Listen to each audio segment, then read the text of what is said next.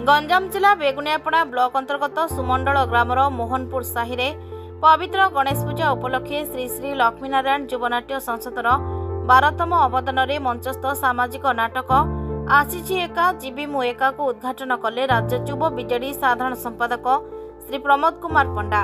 एथिरे ब्लॉक अध्यक्ष प्रतिनिधि दुर्योधन गौड़, उपाध्यक्ष सुधाकर प्रधान, ब्लॉक बीजेडी सभापति सीमांचल सामल, आशिका समवाय निर्देशक ऋषिकेश मेहणा, समाजसेवी महेश्वर बराड़, पूर्वतन जिला परिषद सदस्य त्रिनाथ भूया, स्थानीय सरपंच शिवशंकर बारिक, समिति सभ्य संतोष कुमार साहू समेत अनेक सरपंच, समिति सभ्य और समाजसेवी उपस्थित रही।